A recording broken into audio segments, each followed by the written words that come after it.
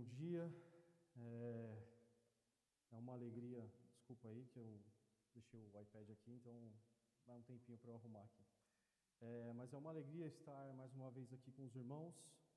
Hoje, no nosso último sermão no livro de Abacuque, então eu gostaria de ler com os irmãos e que os irmãos possam abrir em Abacuque 3.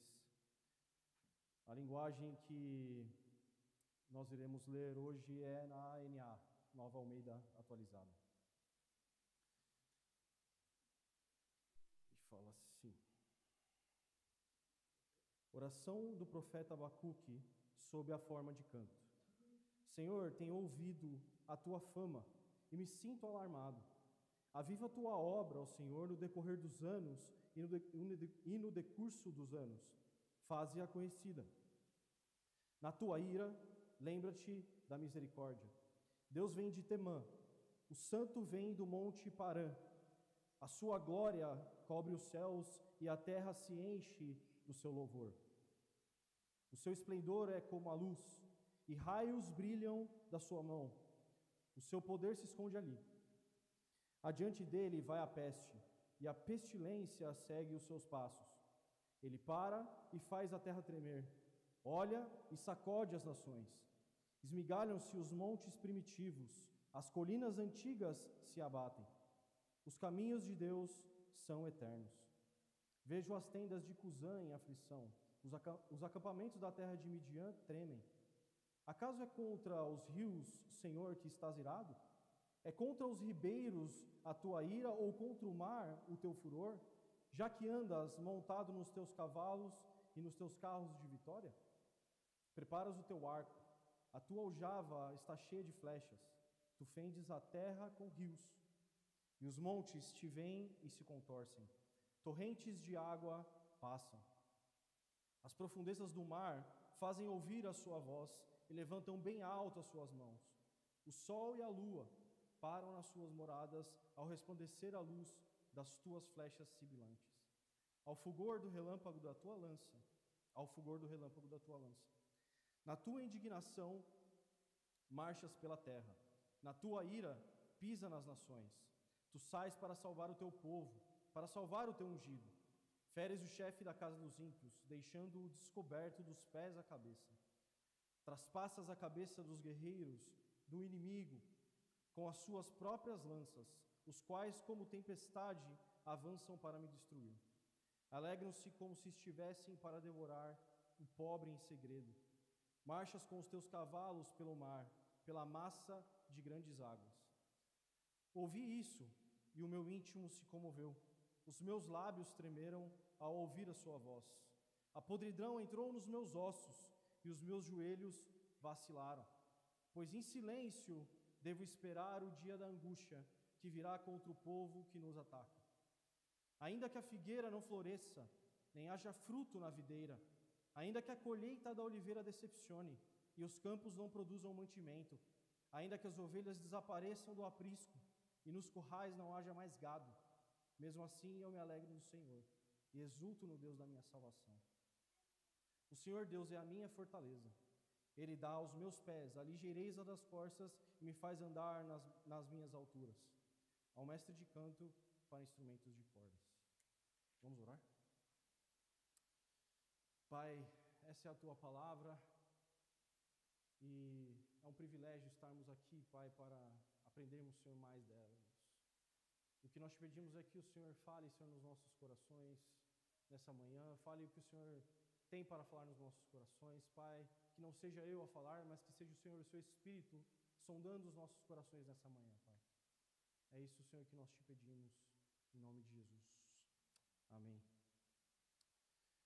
Eu me chamo Guilherme, não falei antes, se você não me conhece, é um prazer ter você aqui, eu faço parte da liderança da Igreja Bíblica Urbana, e hoje a gente chega no nosso último sermão na série do livro de Abacuque. E a grande verdade é que esse pequeno livro nos deixou grandes lições sobre o que significa viver em meio à crise, em meio à dor e diante das circunstâncias adversas da vida. Tirar aqui. Abacuque também nos ensinou que é possível questionar a Deus sem abandonar a fé, que nós podemos clamar com sinceridade diante do sofrimento sem perder a referência diante do Senhor. Abacuque também nos mostrou que mesmo quando tudo parece fora de controle, Deus continua sendo o dono da história e que seus planos e propósitos jamais podem ser frustrados. E que muito provavelmente nós não vamos entender os planos de Deus, mas que no final de tudo, vale a pena esperar nele.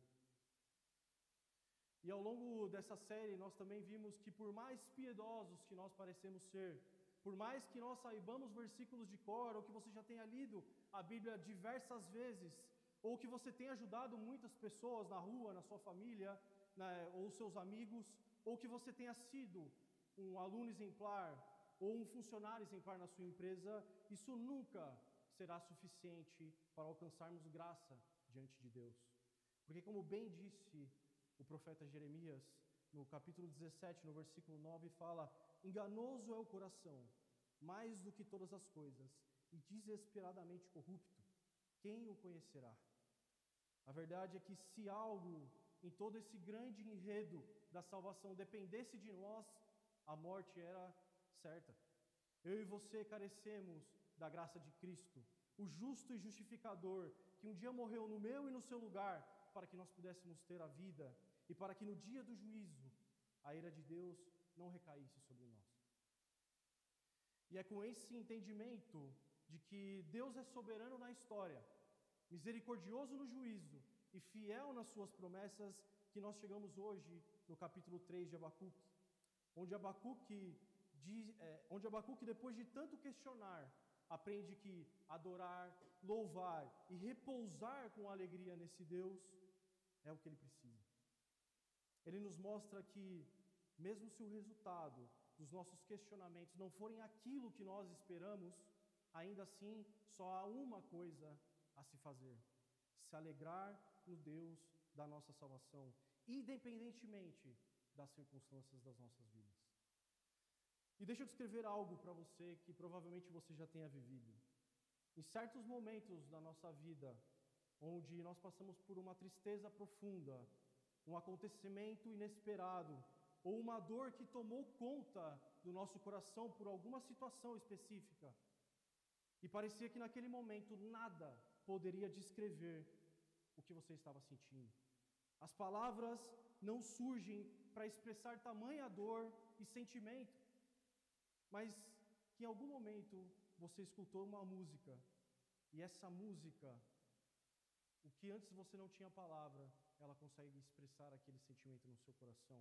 Começa a tomar forma esse sentimento de forma rápida e parece aliviar, e por breves momentos surge uma paz, uma calma e até mesmo uma alegria.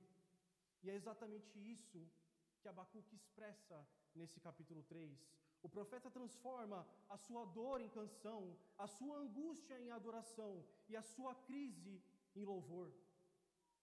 E no versículo 1, ele logo já fala isso: oração do profeta Abacuque sob forma de canto. O Abacuque que antes questionava a Deus em meio à dor, agora, depois de enxergar quem Deus é e o que Ele está fazendo na história, transforma a sua oração em louvor. E isso é um ensino muito precioso para nós, porque se no final das nossas orações, das crises que nós temos, no final das nossas orações de dor e de angústia, se ainda restarem queixas, isso revela que nós ainda não aprendemos a confiar na soberania de Deus. E meus irmãos, o amadurecimento da fé não acontece quando as circunstâncias das nossas vidas mudam, mas quando o nosso coração muda diante dessas circunstâncias. Abacuque entendeu isso. Ele percebeu que o mesmo Deus que julgava também sustentava o seu povo, o mesmo Deus que aparentemente se calava também estava agindo. E o resultado final na vida de Abacuque foi adoração. E se no final de tudo, de todas essas situações, não houver adoração, é sinal de que ainda não enxergamos Deus como Ele é. É sinal de que a nossa oração está centrada em nós mesmos, nas nossas vontades, nas nossas soluções, no nosso desejo de controlar o que só Deus pode governar. Quando a oração ela é centrada em Deus, mesmo sem respostas, ela nos traz paz. Paz de saber que mesmo eu não vendo, Deus está agindo segundo a sua maneira. E meus irmãos, a fé não é apenas suportar o silêncio de Deus, é adorar a Ele no meio desse silêncio, e não adorar apenas os feitos que Ele realizou em nossas vidas, mas pelos feitos que Ele tem realizado ao longo de toda a história. E o versículo 2, ele continua falando: o Senhor tem ouvido a tua fama, e me sinto alarmado. Aviva a tua obra ao Senhor no decorrer dos anos, e no decurso dos anos, faze-a conhecida. Na tua ira, lembra-te da misericórdia. Basicamente, Abacuque está falando: Senhor, eu tenho ouvido falar de Ti, eu conheço a Tua história, os Teus feitos, o Teu poder, e diante disso eu temo. Diante do Teu poder eu temo, diante da Tua obra eu temo, diante da Tua santidade eu temo. Mas não é um medo que afasta, mas é um temor que reconhece a grandeza de Deus e a nossa pequenez diante dele. Abacuque entendeu que o mesmo Deus que age em juízo também age em misericórdia, e que o mesmo poder que abala as nações é o poder que sustenta o justo. E Abacuque continua dizendo: repete, Deus, repete os teus feitos em nossa época, faz conhecidos os teus atos novamente em nosso tempo. É como se ele estivesse clamando: Senhor, eu sei o que o Senhor já fez no passado, agora faz de novo no nosso tempo, na nossa geração. A confiança de Abacuque repousa exatamente nos atos grandiosos e históricos de Deus. Ele não crê numa fé cega, numa fé que está baseada nos atos humanos. Ele crê numa fé fundamentada nas intervenções de Deus ao longo dos tempos. Abacuque olha para trás e lembra: foi Deus quem libertou o povo do Egito, foi Deus quem abriu o mar, foi Deus quem derrotou inúmeros inimigos, foi Deus quem sustentou o seu povo ali no deserto. E é com base nesse passado que ele clama: faz de novo, Senhor. A confiança dele era que Deus age na história humana de forma que nenhum ser humano jamais poderia realizar. Nada que a gente faça chegaria próximo ou perto de tudo que Deus fez na história ao longo dos anos. E é essa memória dos feitos de Deus que alimenta a fé de Abacuque. E a nossa fé também precisa estar enraizada nessa história desse Deus. E não nas nossas emoções momentâneas, e não nas nossas alegrias momentâneas da nossa vida. Quando Deus parecer estar em silêncio, olhe para trás. Lembre-se dos feitos de Deus na história. Lembre-se dos feitos de Deus na sua vida. Não só os registrados, mas aqueles que Deus proporcionou a você e também proporcionou aos irmãos. A mesma mão que agiu ontem, o mesmo Deus que agiu no passado, continua agindo nos dias de hoje. E a fé verdadeira, meus irmãos, é isso. É lembrar o passado para confiar no presente. E isso vai nos ajudar quando o problema chegar, porque você vai se lembrar de tudo o que Deus fez e saber que Ele pode fazer mais uma vez. Mas eu não quero que você saia com a ideia errada de que é só clamar e pedir que Ele vai fazer. Porque a fé verdadeira não é exigir que Deus haja, é crer que Ele pode agir. E se Ele não fizer, continue orando, porque Ele continua sendo Deus. E o versículo termina dizendo: na tua ira, lembra-te da misericórdia. Abacuque entende que o juízo de Deus virá, e isso já é certo. Nada que ele possa fazer vai mudar isso. Mas ele também sabe que a ira de Deus nunca caminha sozinha. Deus não é impossível como nós. Deus não é instável como nós somos. A ira de Deus, ela é santa, justa e controlada. E mesmo quando Ele exerce esse juízo, Ele nunca deixa de ser misericordioso. Abacuque não está pedindo para Deus ignorar o pecado daquele povo, mas para Deus agir com graça no meio do castigo, no meio da punição. É como se ele dissesse: Senhor, se for preciso disciplinar, discipline, Mas, por favor, se lembre da tua aliança, da tua compaixão e do teu povo. E esse pedido revela uma mudança enorme em Abacuque, porque nos primeiros capítulos ele pedia que Deus punisse os ímpios, mas aqui ele ora que até mesmo no castigo do seu povo, que Deus manifeste a sua graça. E isso é o coração do Evangelho, porque foi exatamente isso que aconteceu na cruz. A ira e a misericórdia se encontraram ao mesmo tempo. Deus não suspendeu a sua ira, foi Cristo que carregou sobre si a ira que nós merecíamos. Por isso, quando Abacuque ora, na tua ira, lembra-te da misericórdia, Senhor. Nós hoje podemos orar ainda com mais confiança, porque já vimos essa misericórdia plenamente revelada em Cristo Jesus. E é justamente depois dessa oração que Deus responde a Abacuque, não com explicações e nem com as respostas que ele queria, mas com uma revelação. Abacuque não encontra respostas para suas perguntas e ele não entende o plano, mas ele vai descobrir o Deus que governa esse plano, o Deus que governa a história. O que vimos nos capítulos anteriores de um homem angustiado, agora basicamente ele contemplará a grandeza majestosa de Deus, uma visão que vai dominar os versículos de 3 a 6. E essa visão descreve a manifestação gloriosa, poderosa e imensurável do Senhor, o Deus tremendo. No versículo 3, Abacuque começa descrevendo que Deus vem de Temã, o santo vem do monte Parã. E Temã e Parã ficam na região do deserto, próximo ao sul, ali próximo ao monte Sinai, aonde Deus se revelou ali a Moisés, em forma de nuvem.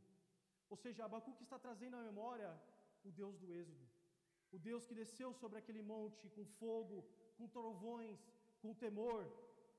E reparem na expressão que ele usa logo em seguida, o santo, porque é isso que Deus é. Ele é o Deus santo, absolutamente separado, majestoso e glorioso. Ele não é um Deus pequeno, nem manipulável, e muito menos condicionado aos nossos planos. Ele é o Deus que vem com uma glória irresistível. E o texto diz: a sua glória cobre os céus e a terra se enche do seu louvor. Deus não divide a sua glória com nada e nem com ninguém. Não sobra espaço nenhum para outro tipo de glória, porque a glória de Deus, ela é tão vasta, ela é tão grande, que ela transborda. E nem mesmo os céus conseguem contê-la. E a terra, em resultado a tudo isso, responde em louvor a Ele. E no versículo 4 ele fala: o seu resplendor é como luz, e raios brilham da sua mão, o seu poder se esconde ali. E Abacuque vê o poder de Deus como uma luz que explode, raios saem da sua mão como símbolo de uma autoridade irresistível. E note que a frase fala: o seu poder se esconde ali. O que Deus mostra a Abacuque já é avassalador, já é imensurável, mas ainda assim é apenas um reflexo do que Deus é. Deus se revela, mas nunca se esgota a sua revelação. Ele se mostra, mas continua infinitamente maior do que aquilo que ele mostrou e se revelou ao seu povo. E ele continua no versículo 5, dizendo: adiante dele vai a peste, e a pestilência segue os seus passos. E isso não é Deus sendo cruel, é Deus simplesmente sendo soberano. Abacuque está trazendo à memória que no Êxodo as pragas não foram uma coincidência natural, foram instrumentos nas mãos de Deus para libertar o seu povo naquele momento.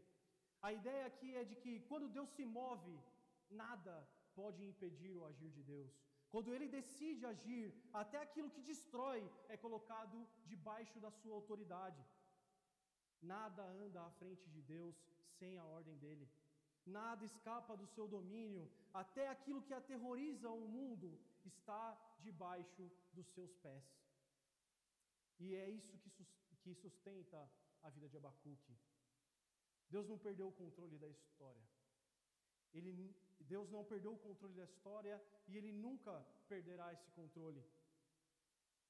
E no versículo 6 ele fala: Ele para e faz a terra tremer e sacode as nações. Esse é o Deus que o justo invoca.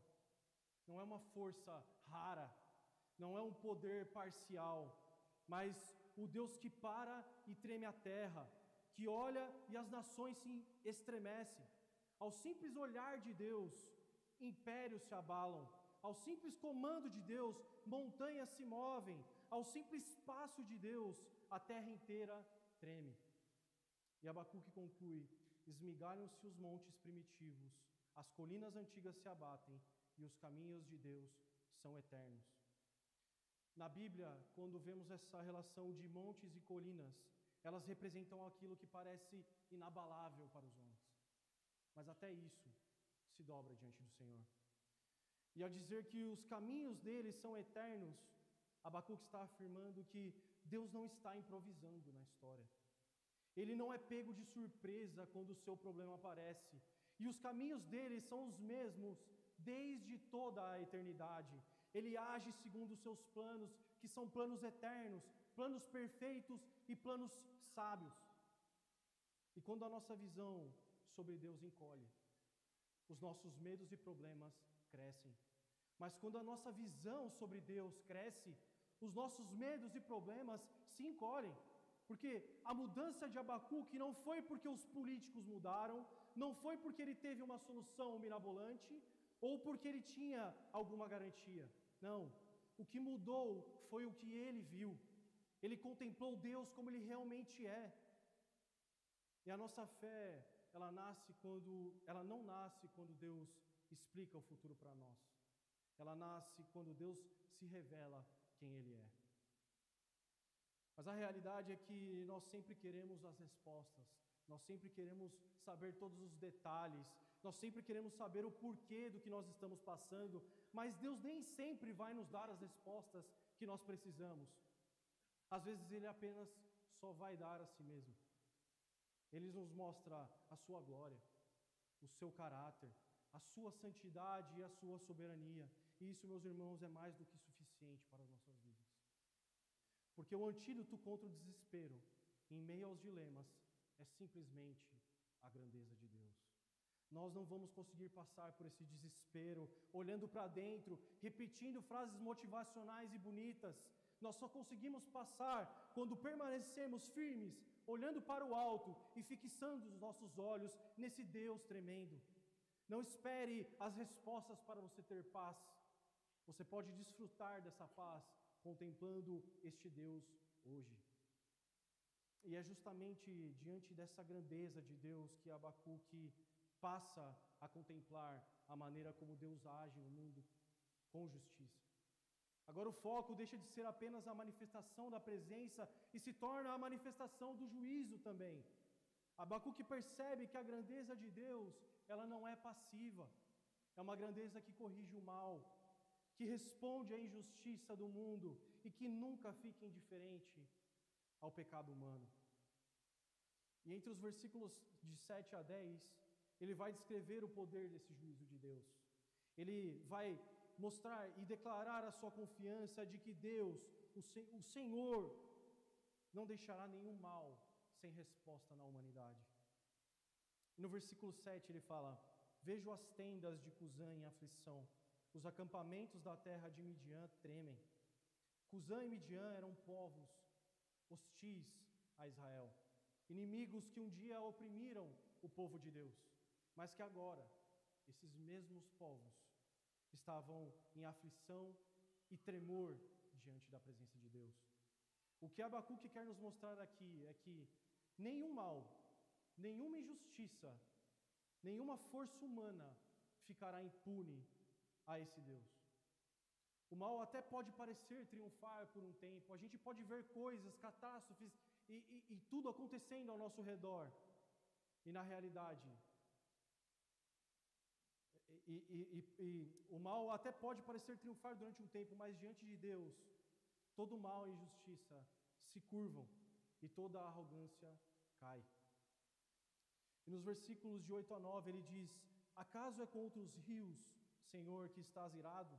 É contra os ribeiros a tua ira, ou contra o mar o teu furor, já que andas montado nos teus cavalos e nos teus carros de vitória?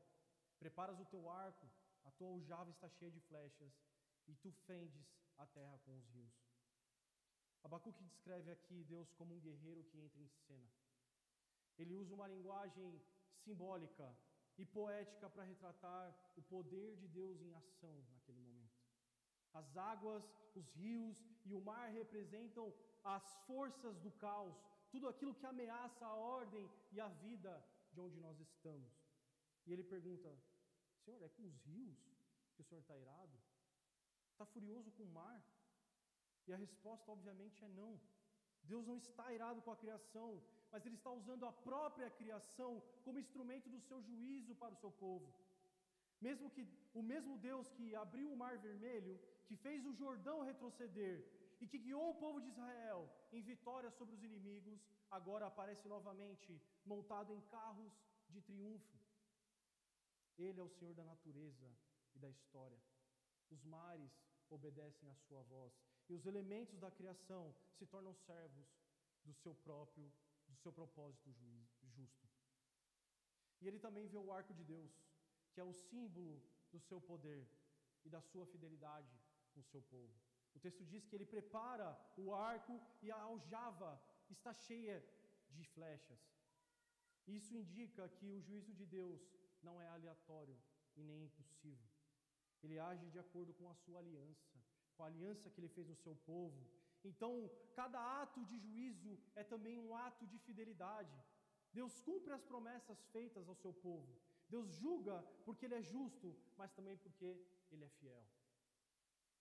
E Abacuque nos lembra aqui nestes versículos que ele pode até se calar por um tempo, mas o silêncio de Deus nunca é uma permissão para os nossos pecados.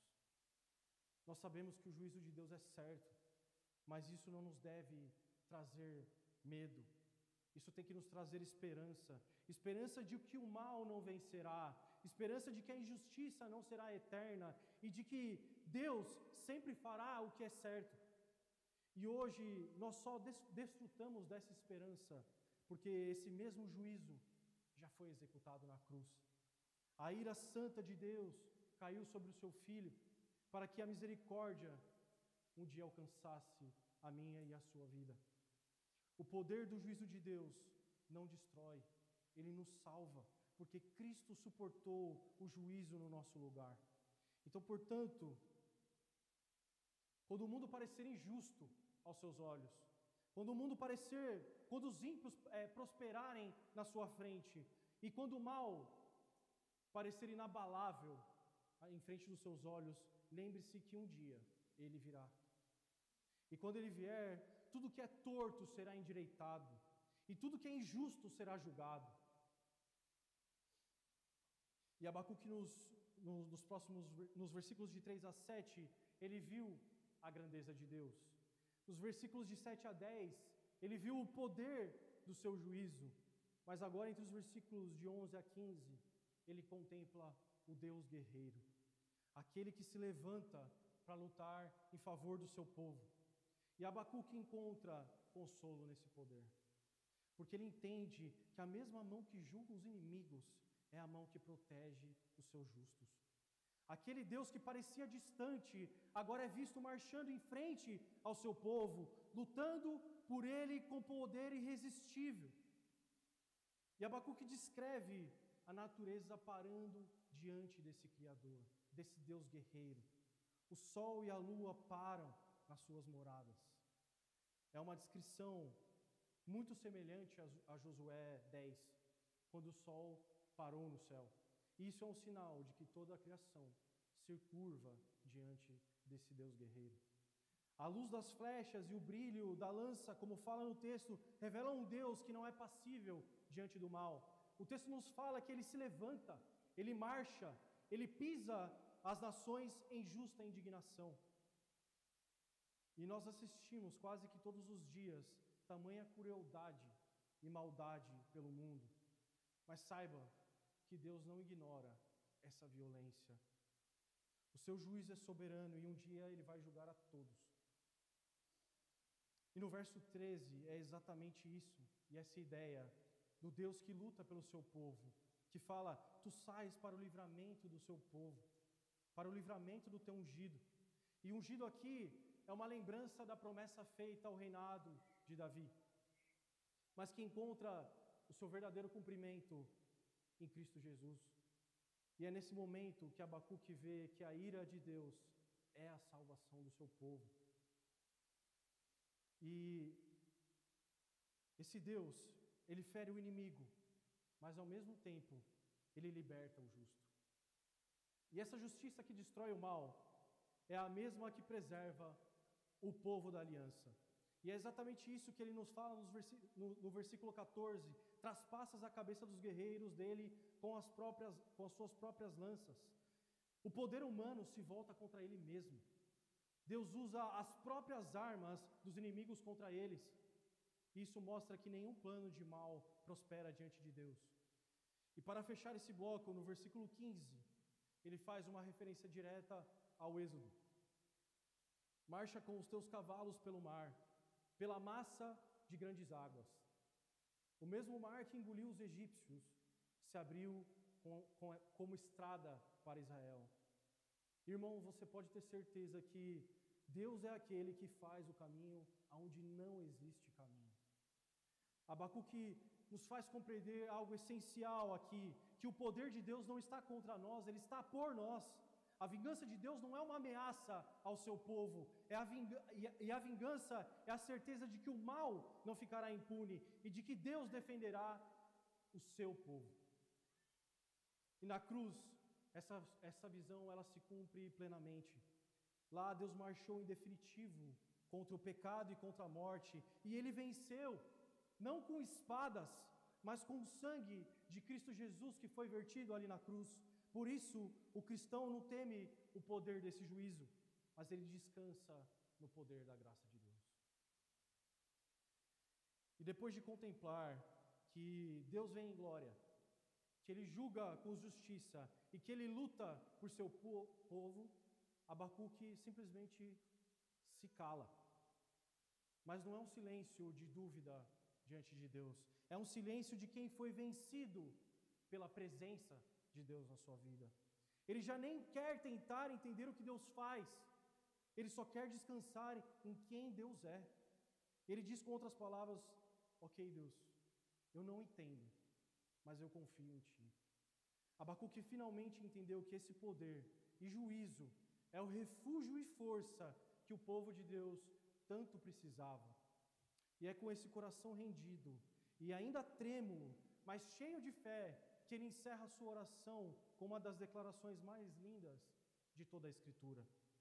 E acompanha comigo nos versículos de 16 a 19. Ouvi isso, e o meu íntimo se comoveu. Os meus lábios tremeram ao ouvir a sua voz. A podridão entrou nos meus ossos, e os meus joelhos vacilaram. Pois em silêncio devo esperar o dia da angústia que virá contra o povo que nos ataca. Ainda que a figueira não floresça, nem haja fruto na videira, ainda que a colheita da oliveira decepcione e os campos não produzam mantimento, ainda que as ovelhas desapareçam do aprisco e nos currais não haja mais gado, mesmo assim eu me alegro no Senhor e exulto no Deus da minha salvação. O Senhor Deus é a minha fortaleza, Ele dá aos meus pés a ligeireza das corças e me faz andar nas alturas. Abacuque termina o seu cântico, a sua canção, completamente transformado. Ele já não está diante de um Deus que precisa explicar tudo para ele, mas ele está diante de um Deus que basta ser quem ele é.